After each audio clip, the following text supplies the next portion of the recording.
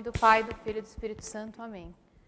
Pai nosso que estais no céu, santificado seja o vosso nome, venha a nós o vosso reino, seja feita a vossa vontade, assim na terra como no céu.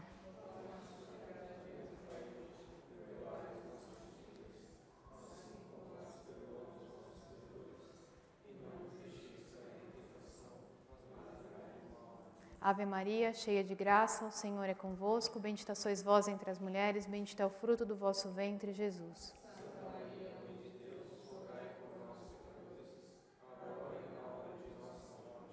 São Bento e São Mauro, Maria auxílio dos cristãos, em nome do Pai, do Filho e do Espírito Santo.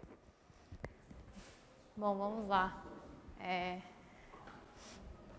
Bom, só justificando, né, porque no calendário oficial estava a palestra do professor Diego Rosendo. E, infelizmente, por motivos ali de trabalho, ele não conseguiu finalizar, né, o assunto que ele tinha para trazer, super compreensível.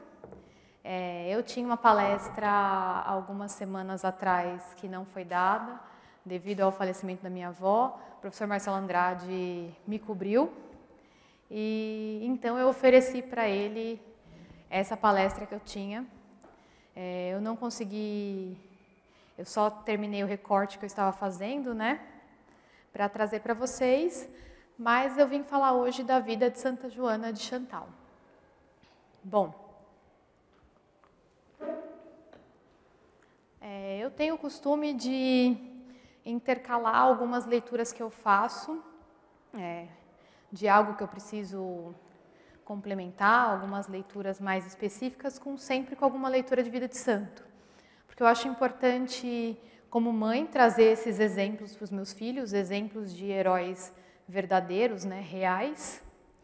E também porque sempre eu consigo aprender um pouquinho mais, né, como é que esses santos conseguiram, diante de tantas dificuldades, né, manter a fé e dar bons exemplos. E há uns 2 anos atrás, mais ou menos, eu tinha lido a história de São Francisco de Sales, e Santa Joana de Chantal era muito mencionada. Então, eu tinha curiosidade sobre a vida dela, nunca tinha achado nenhuma literatura. E no retiro de carnaval desse ano, tinha esse livro, né, disponível na prateleira. E aí eu olhei e falei, não, eu preciso fazer a leitura. Esse livro aqui é a história dela baseada, né, nesse livro que foi lançado em comemoração aos 450 anos, né, dela. Ela nasceu em 1572, foi lançado em 2022, então, né, pelas Irmãs da Visitação de Santa Maria. Elas fizeram alguns recortes, buscaram ali algumas literaturas, e também eu trouxe algumas coisas de um livro sobre São Francisco de Sales também, que não tem como falar de Santa Joana de Chantal sem falar de São Francisco de Sales, né? Aqui a imagem que eu tinha colocado, ela não está funcionando, era a imagem dela mais jovem, mas eu tentei aqui, acho que eu estou sem internet, então ele deve estar precisando para colocar. Depois, na apresentação final, eu mando para vocês, tá? E eu vou iniciar falando um pouquinho de São Francisco. São Francisco, tremendo, né? Deixa eu só achar aqui meu recorte. Tá. Ele nasceu em 1567, faleceu aos 55 anos, em 1622. Ele recebeu uma excelente formação intelectual, se tornou advogado e tinha muita vontade de se tornar religioso, né? Seu pai, como ele era o primogênito da família, queria o quê? Que ele casasse e assumisse os negócios da família. E ele, com essa vontade, ele precisou esperar um pouquinho, né, até que o pai aceitasse essa vontade. Tem uma frase do pai dele que eu acho tremenda, que o pai dele fala assim: pois bem, meu filho, já que me assegurais que foi ele, Deus, né, que vos inspirou nessa resolução, creio em vossa palavra, fazei o que o Senhor vos pede. Quem sou eu para resistir? Eu acho que aqui é bem importante, né? Um pai, com toda a autoridade de pai, São Francisco obedecia, mas esse pai entendeu que maior que a vontade dele era a vontade de Deus, né?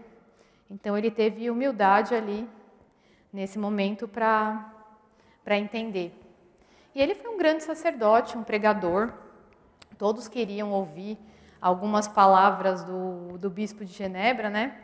Ele era convidado a pregar em vários lugares, inclusive para a família real. E escreveu alguns livros bem importantes. Um deles é Filoteia, acho que todo mundo aqui conhece, né? Introdução da Vida Devota. E um outro também que é bem conhecido é o Tratado do Amor de Deus. E ele fala, né, que a medida de amar a Deus é amá-lo sem medida.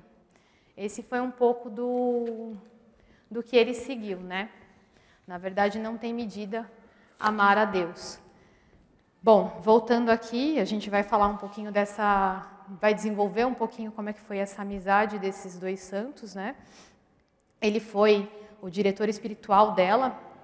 Então, um pouco do que fala em um desses livros é que as pessoas não conhecem muito a vida dela e ela é bem importante, porque ambos ali tiveram um desejo enorme de realizar a vontade de Deus e ela foi fundamental ali para a fundação da Ordem de Visitação de Santa Maria, né?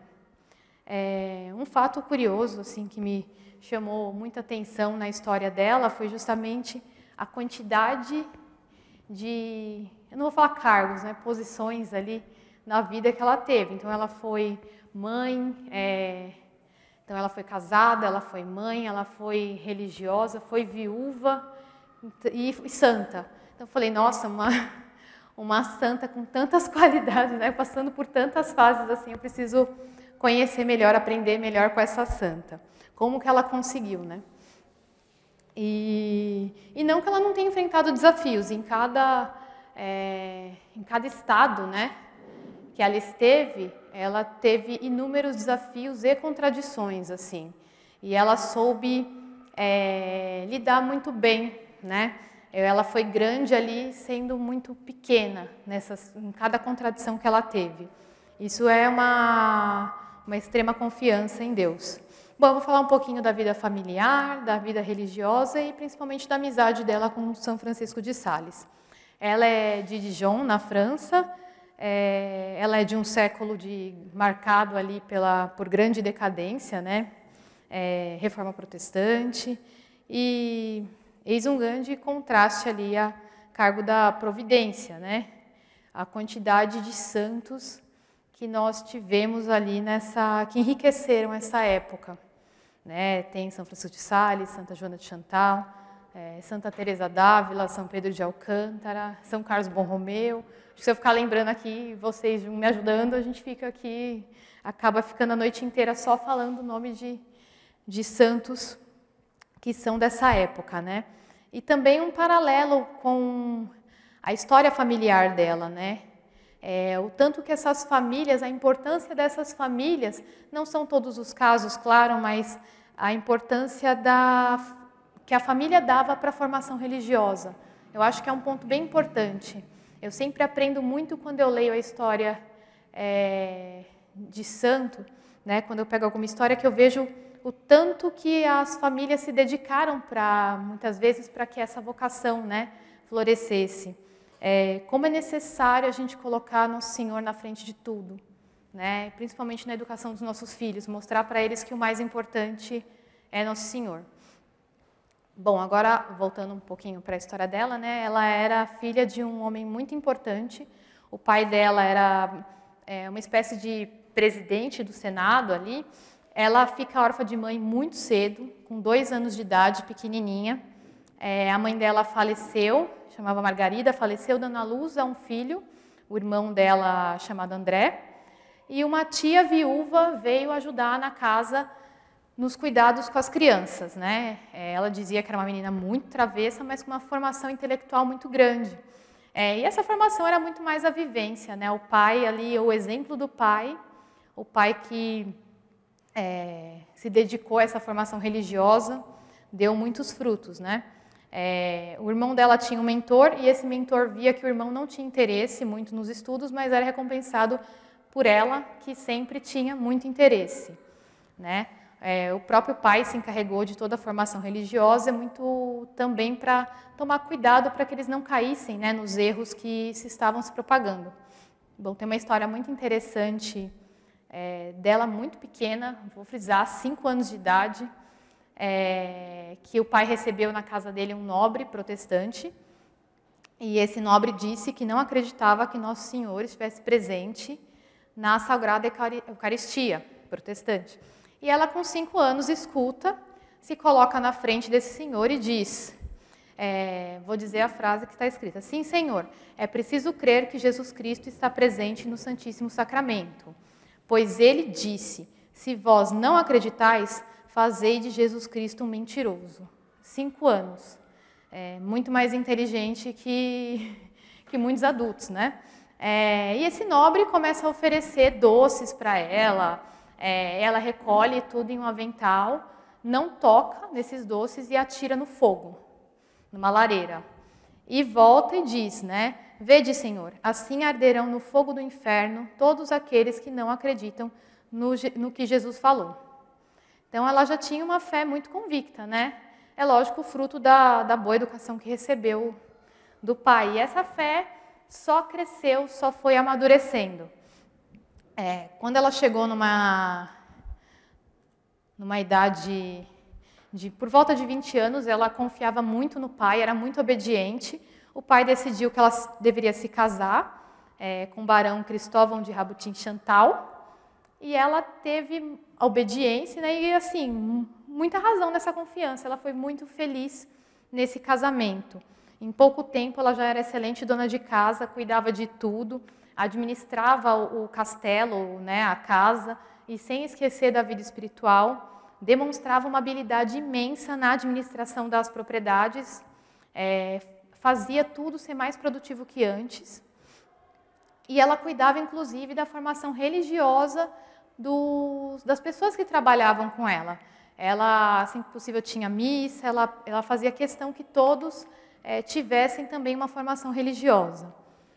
Eles perderam 2 filhos logo que nasceram, e depois de uns 3, 4 anos de casado, nasce Celso, né? O primeiro filho que viveu, né? Depois, na sequência, nasce Maria Amada e Francisca. E ela era uma mãe extremamente amorosa, educadora. Ela cuidava para que os filhos, principalmente, tivessem um crescimento espiritual. Passado algum tempo, chega uma grande fome na região e ela se prontifica a assistir todos os pobres. Ela cuidava das mães, principalmente as mães que amamentavam. Ela tinha muita preocupação que as crianças ficassem desnutridas, né? Manda construir um forno chamado Forno dos Pobres para poder atender as pessoas que passavam necessidade, e ela era muito confiante. Mesmo quando não tinha alimento suficiente, ela tinha confiança na providência para que não faltasse alimento nem para os outros, nem para a sua família. E os filhos viam a mãe nesse serviço, né? Aos 29 anos, 1601, eles tiveram uma outra filha chamada Carlota, e 15 dias após o nascimento dessa filha aconteceu uma tragédia na família. Eles eram muito felizes, né? E aí seu esposo foi a uma caçada ali com os primos e recebe um tiro acidental de um dos primos. E ele fica 9 dias agonizando, ferido, e morre, né? Ele recebe os sacramentos e ainda perdoa o assassino antes de morrer. Mas Santa Joana fica revoltada. Para ela, imagina uma mãe com 4 crianças, todas muito pequenas, o mais velho tinha 5, então era mais ou menos uma escadinha, 5, 3, 2, e uma bebezinha, recém-nascida, recebendo a notícia da morte do marido. E então ela começa a repensar na vida, repensar em tudo, e tem que reorganizar tudo. Ela aproveita, diz adeus ali algumas coisas que ela tinha de luxo, despede a maior parte dos empregados e prepara para ela e para os filhos uma forma de vida mais simples.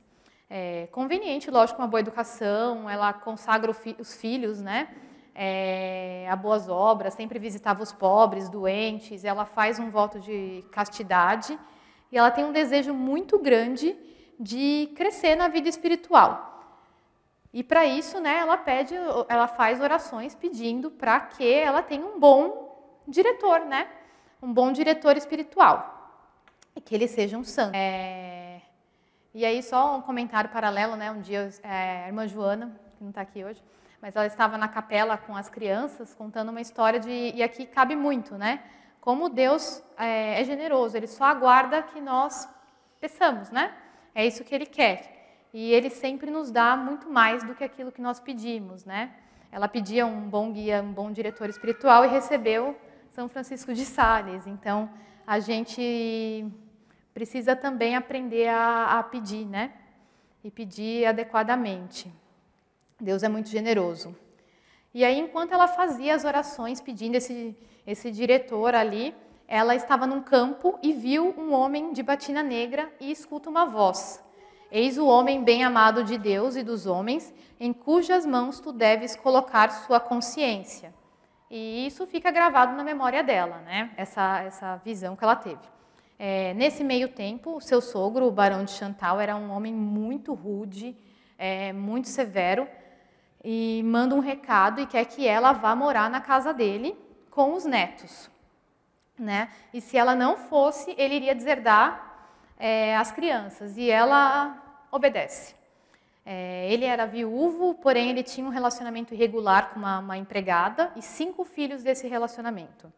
E de início essa mulher acolhe ela, é muito boazinha, mas já a máscara cai, né? E começa um ciclo de humilhações com Santa Joana. E ela vai suportando tudo com muita paciência, porque ela enxergava um pouco além daquilo, né? Ela entendia que aquela humilhação, aquilo que ela passava, ia tornar ela mais à frente ali, mais simples e mais humilde. Não foi pouco tempo, né? Ela ficou mais ou menos uns 7 anos nessa situação. E durante isso também, um dia o pai dela convidou ela para passar a quaresma em Dijon. E justamente era São Francisco, né, no momento o bispo de Genebra, queria presidiar ali as celebrações, né? Ele tinha sido convidado pelas autoridades. E ele já tinha uma fama muito grande de pregador nessa época. E quando ela o viu, ela lembrou exatamente do homem da visão. E ele também, paralelo, ele teve uma visão que uma jovem senhora auxiliaria ele a formar uma ordem religiosa. E quando ele viu Santa Joana, ele também recordou. Só que, lógico, ele foi conhecendo ela, né, fazendo as coisas aos poucos para, no futuro, revelar isso que ele já sabia. E eles começaram a trocar cartas, ela escrevia cartas para ele aconselhava ela, e à medida que eles foram se conhecendo, nasceu uma amizade muito bonita, né? Que, como resultado, os dois alcançaram ali o caminho da santidade.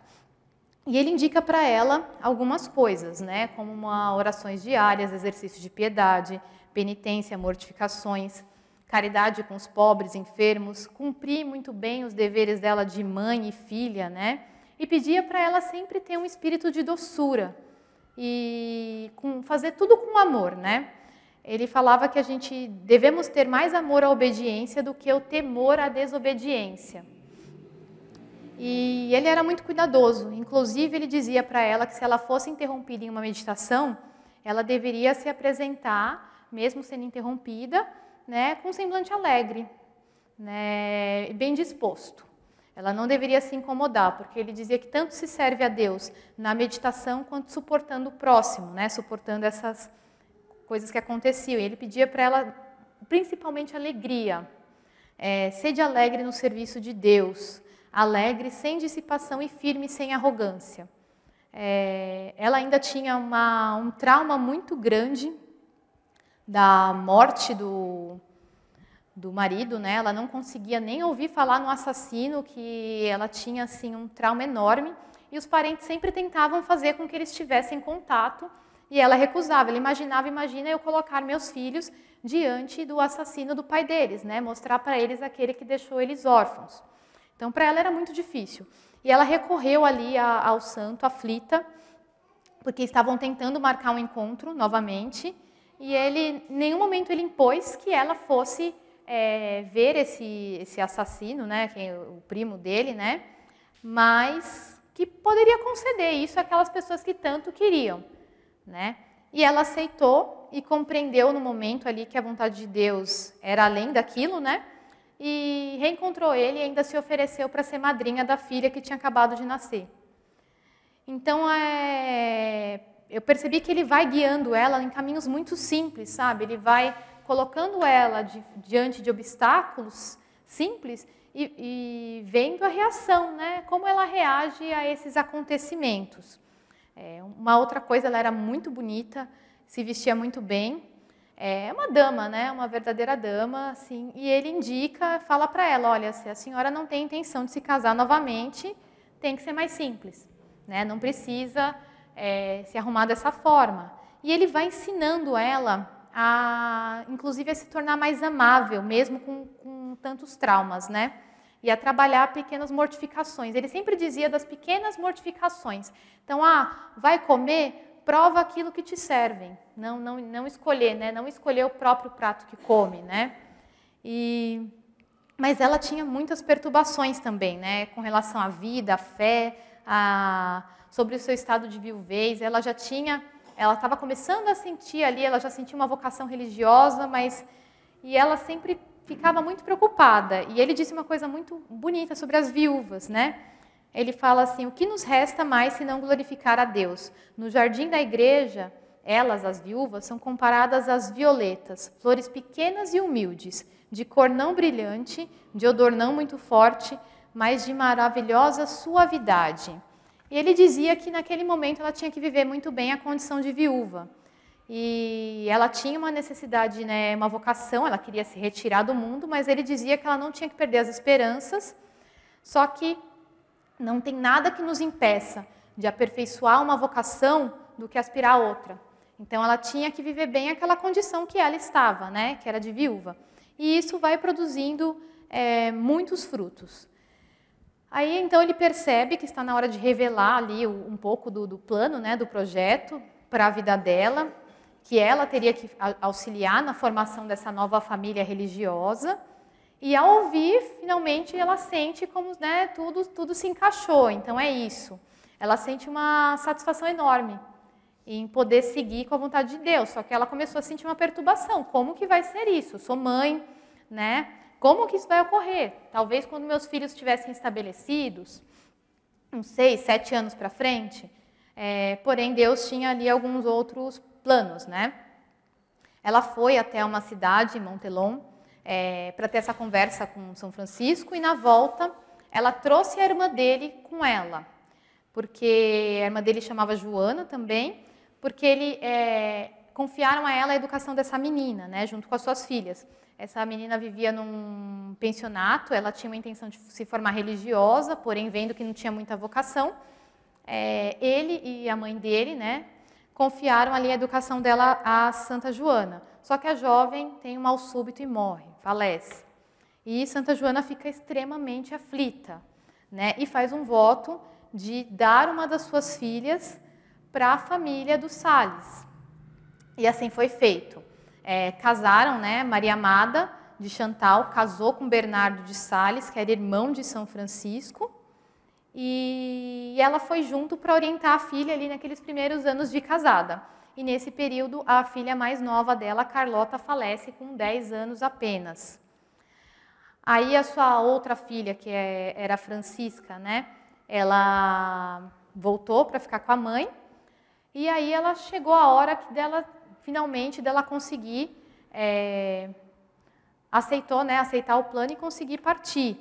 E aí o Celso, que era o outro filho, o filho mais velho, eles deixaram com o avô materno, e ela parte para Annecy para poder continuar a sua vocação. Não foi fácil, né? Assim que ela teve essa decisão, foi um desacordo na família, não foi fácil, tanto para o pai dela, né, quanto para os filhos, para o filho aceitar. Mas ela vai devagarzinho vencendo esses obstáculos ali e parte.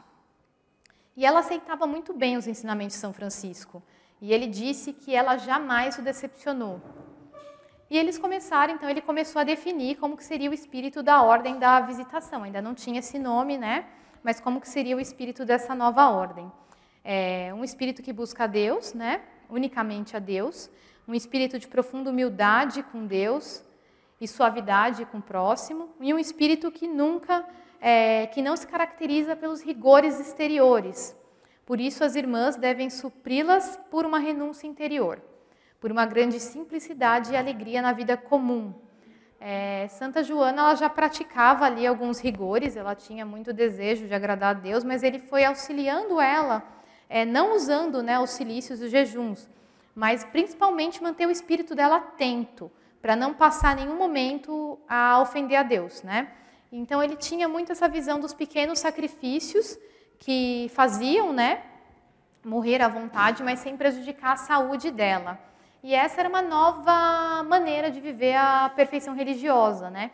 E essa ordem tornou-se possível para muitas pessoas que eram impedidas na época por conta de saúde, idade, né? E quando São Francisco idealizou a ordem, ele pensou justamente nessas pessoas que eram impossibilitadas, né? Aí ele disse, portanto, para essas almas que tivessem aqui por diante algum retiro seguro nessas regiões, foi criada a congregação, de tal modo de que nenhuma grande aspereza possa impedir as fracas e enfermas de nela entrar, para se dedicarem à perfeição do divino amor. Eles escolheram ali como data de início a Santíssima Trindade, né, o dia da Santíssima Trindade, e 2 jovens a mais se juntaram com ela. Uma dessas jovens também tinha tido um sonho com essa formação religiosa, e São Francisco conheceu ela em Genebra e trouxe para iniciar essa ordem. E eles foram confiando na providência desde a primeira refeição, que foi providencial também. E aquele grupo que se reuniu foi se tornando depois ali uma grande multidão, né? Ela foi autorizada por São Francisco a renovar todos os anos os seus votos, e ela foi extremamente sábia, uma mestra sábia, né? Ela distribuía, ela dava para cada um aquilo que eles precisavam. E por mais que eles tinham, né, naquele momento São Francisco como diretor, ela também tinha uma grande responsabilidade dentro dessa ordem. Elas viviam ali uma pobreza e muitas incertezas, não sabiam bem como as coisas iam ficar. Elas restavam o ofício de Nossa Senhora, faziam orações, trabalhavam o silêncio, a obediência, a humildade, e tinham também uma indiferença por qualquer propriedade. E depois, né, de um tempo, elas iam servir os doentes com grande humildade também. Eram selecionadas ali para o serviço dos doentes. E ele vai observando como aquilo tudo vai se formando, né? E vai entendendo que elas têm que priorizar realmente a vida de oração e as celebrações. Visita bastante essa ordem, leva um capelão. Não tinha um nome até o momento. E 3 semanas após a fundação era a festa da visitação da Virgem Maria. E ele fala, olha, vai se chamar Visitação de Nossa Senhora. Visitação porque elas visitavam, né? Tinha essa questão de visitar os doentes. Porém, nos arredores começava a chamar Santa Maria, então ficou Visitação de Santa Maria. E a primeira prática ali que eles tinham era estabelecer uma vida religiosa para recolher essas vocações que não conseguiam entrar em outros lugares, né? Por vários motivos, falta de saúde, falta de juventude. E a principal prática que eles pediam era a prática da humildade e uma caridade, né? Elas iam sendo designadas para a visita dos doentes. E aí também nesse meio tempo aconteceu a morte do sogro dela, o Barão de Chantal. E aí o seu filho foi buscar ela, porque ela tinha que resolver, ela ainda era mãe, né? Ela tinha que resolver algumas questões burocráticas ali. E ela encontra com aquela empregada, né, que tanto maltratou ela ali durante anos. Ela estava preocupada, porque não sabia que tinha acabado a autoridade dela ali naquela casa. Só que a Madre de Chantal, ela dá para ela uma herança muito justa, para ela conseguir sustentar ali os filhos, né, recompensando todo o mal que ela sofreu com o bem. Ela tinha um total desapego. Aos 41 anos de idade, ali era 1613, elas já não cabiam na casa em que elas estavam. Então, ela começa a nomear uma noviça para auxiliar na formação das demais. E elas vão tendo um desejo grande sempre de progredir, principalmente progredir nessa vida de oração. E daí surge uma dificuldade. elas começam a ter alguns fenômenos sobrenaturais, alguns êxtases nas orações, e ela fica pensando se essa questão de vida que elas tinham, de tanta simplicidade e pobreza, como que elas iam conseguir manter aquilo? Porque isso chama atenção, né? As pessoas se enganam facilmente por esses fenômenos exteriores, isso começa a se espalhar, então ela começa a meditar, fala com São Francisco e fala com outro padre jesuíta, e eles decidem que isso tudo tem que ficar oculto. E outros lugares também começam a ter interesse na visitação. Então, São Francisco pensa que ele tem que criar algumas regras, e entre elas ele disse que se a visitação fosse estabelecida em alguma outra cidade, ou uma cidade grande, onde não tenha necessidade de visita, o bispo ele poderia suprir ou limitar essas visitas. E aí, em Lyon, o arcebispo decide fundar, ele queria fundar uma congregação própria, porém não deu certo. Então ele volta a ter um projeto de fundar a visitação lá, e foi o segundo mosteiro mais importante que elas tiveram. E lá não podia fazer as visitas, né? E aí teve uma transformação, que eles transformaram a ordem para claustral. E Santa Joana diz, Deus em sua bondade nos deu grande disposição e atrativo interior para viver absoluta clausura, com inteira consolação de nossas almas. Então, elas reconheceram essa vocação e ninguém desistiu por conta disso. Elas aceitaram. Em 1617, a sua filha, Maria Amada, né, que era casada, ela vai até o mosteiro. Seu marido tinha morrido em uma epidemia na guerra, ela estava grávida e o filho dela nasce ali. Santa Joana batiza essa criança, só que tanto ele quanto a mãe morrem. E ela cai numa tristeza profunda, numa tentação imensa, e ela começa a questionar se o que foi feito corretamente. Então, será que eu usei água? Será que eu falei todas as palavras corretas? Será que não foi a minha culpa? Né? Então, ela fica muito chateada, ela vai falar com São Francisco, que diz que, na verdade, essas preocupações dela, ela está olhando para ela mesma. E ela reconhece que ela se fechou num sofrimento muito grande, porque em vez de olhar ali, né, para Deus, para a vontade de Deus, ela olhou para o sofrimento dela, com tudo que aconteceu, lógico, né, no mesmo dia perder a filha e um neto. E aí ela foi lembrando que foi feito tudo corretamente, segundo o rito da igreja, e ela vai tirando, né, essas preocupações. E ela carrega a partir disso esse ensinamento, ela repassa a vida inteira.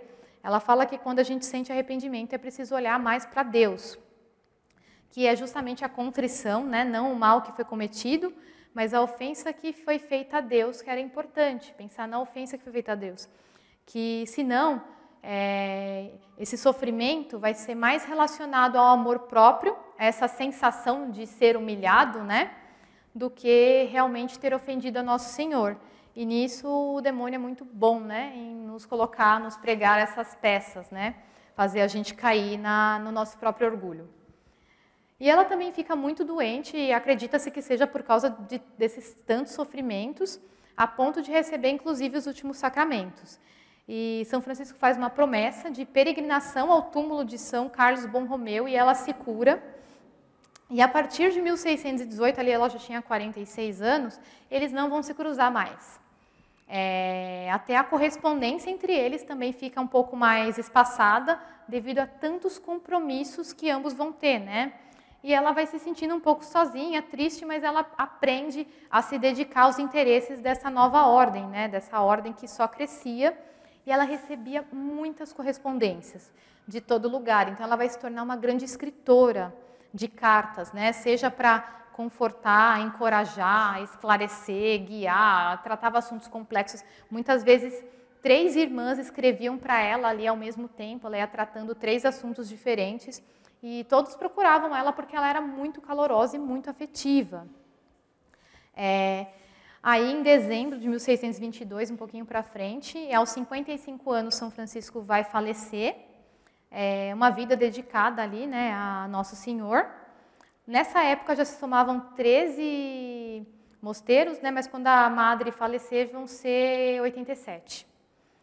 E ela ficou encarregada de colocar tudo em ordem. Então, ela colocou os papéis, as memórias, as cartas dele, os sermões, os projetos de obra de São Francisco. Era um trabalho muito delicado, então ela queria ser extremamente fiel aos pensamentos que ele tinha, inclusive sobre a regra da ordem religiosa. E elas também tinham uma regra que, passada a ascensão no próximo sábado, as superioras que já estavam nessa atividade há uns 3 anos deveriam se demitir e ter uma eleição. Só que para a Madre de Chantal ela não funcionava essa lei. Então ela chegou nesse momento, ela se demitiu do cargo. Todas as irmãs ficaram admiradas, elas não queriam aceitar de jeito nenhum que ela saísse desse cargo. Mas ela aproveitou esse tempo, ela sentiu essa necessidade porque ela queria concluir algumas obras. Inclusive a legislação do Instituto, né, ela convocou outras religiosas, madres, que também conheceram São Francisco. Ela queria que tudo que ela fizesse fosse muito fiel àqueles pensamentos, àqueles ensinamentos que ele tinha dado para ela. Então eles redigiram um livro de costumes, um cerimonial, um diretório, vários conselhos ali práticos para a vida religiosa. E ela pegou esse livro, ela levou no túmulo de São Francisco e sempre rezava para que, se aquilo não estivesse, né, conforme as intenções que ele tinha, que não desse certo.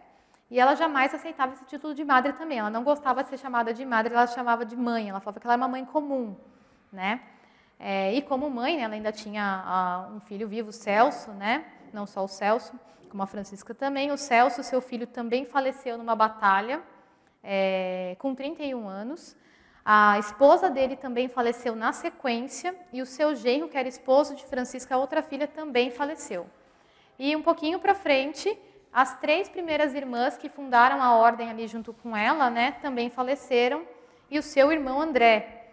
E aí ela já está numa fase que ela abraça a vontade de Deus, vendo em tudo, né, em tudo que acontece, em todos esses traumas ali, a vontade de Deus.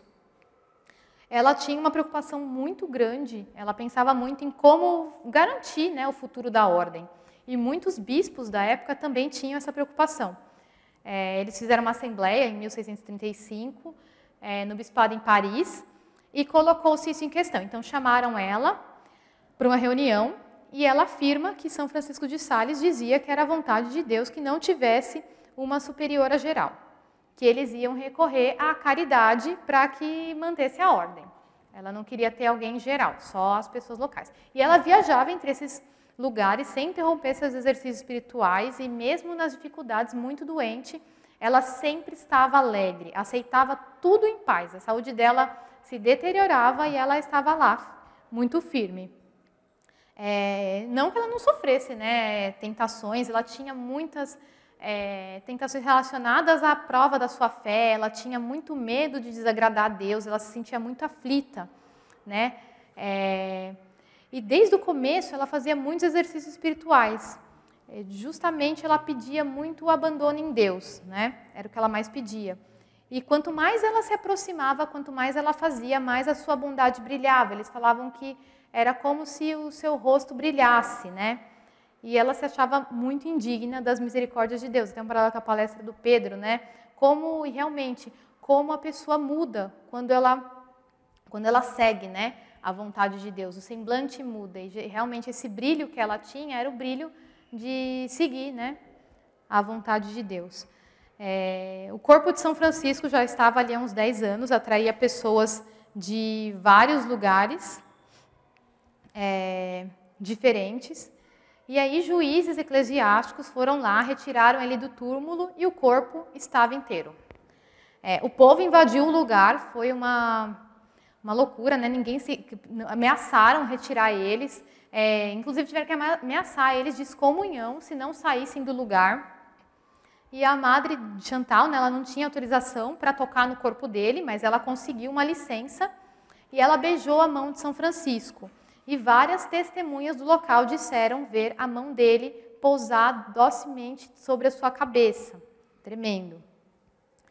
E ele também deixou para ela ali, né, várias coisas, né? Além de Filoteia, Tratado do Amor a Deus e outras obras, mais de 2.100 cartas estão espalhadas aí em várias obras. É uma das mais belas amizades assim que eu conheço entre dois santos, né? E a reputação dela de bondade era tão grande que alguns já achavam em vida que ela era santa. E ela não gostava desse título. As casas religiosas ali só se multiplicavam e ela temia muito pela qualidade do espírito religioso, né? E pela pureza. Ela dizia: meu Deus, já temos 59 mosteiros, essa multidão de casas que não temos meios para sustentar tanto a nível espiritual como temporal. Provoca-me uma dor imensa. Ela tinha uma preocupação enorme com essas casas, né? Ela queria que só se abrisse uma casa quando tivesse uma excelente superiora e de um núcleo religioso bem firme, né? Um líder firme consegue ali dar conta. Ela fala: meu Deus, que gosto eu teria que nós entendêssemos mais a raiz do que os ramos, né? Ela queria que essas casas religiosas se formassem com raízes firmes, né? Que foi o que São Francisco de Sales também gostaria. E ela era muito solicitada para conselhos. Até a rainha da Áustria tinha um desejo de conhecê-la. Falou que ficaram mais de 2 horas conversando. Pessoas de toda parte queriam os conselhos da Madre de Chantal.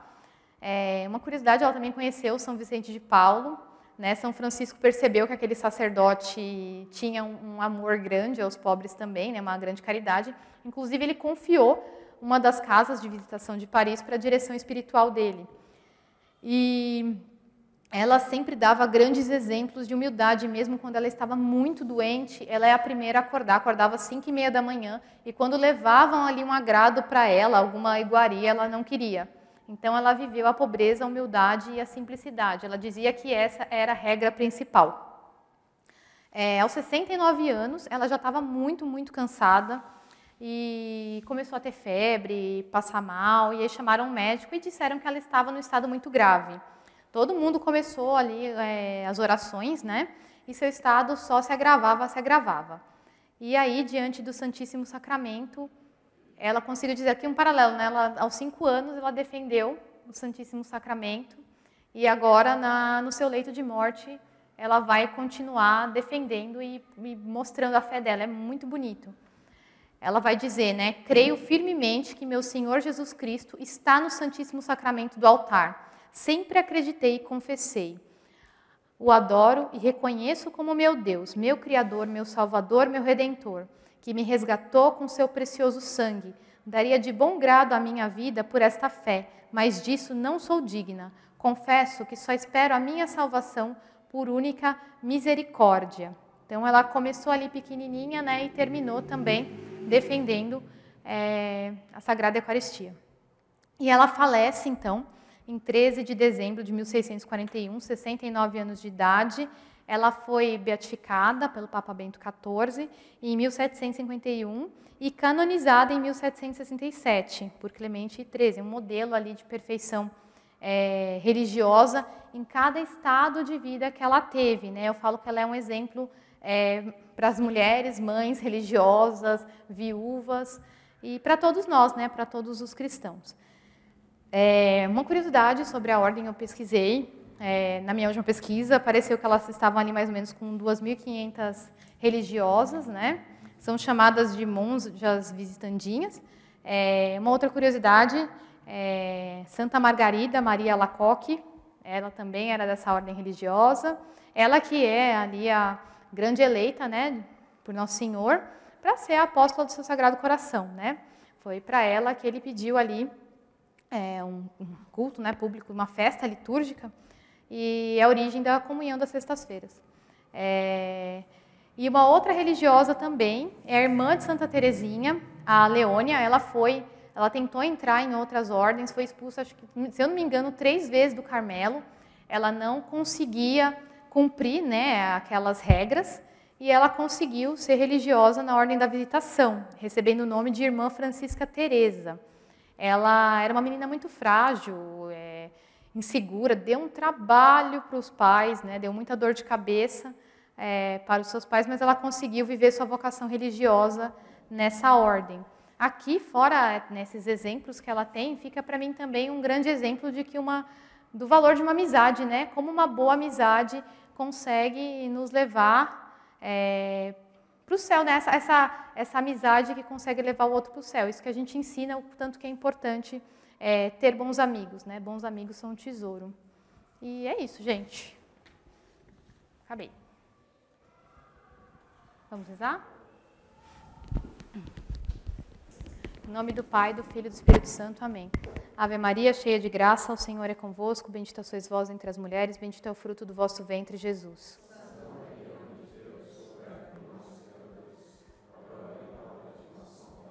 Maria, auxílio dos cristãos, São Bento e São Mauro, Santa Joana de Chantal, em nome do Pai, do Filho e do Espírito Santo. Amém.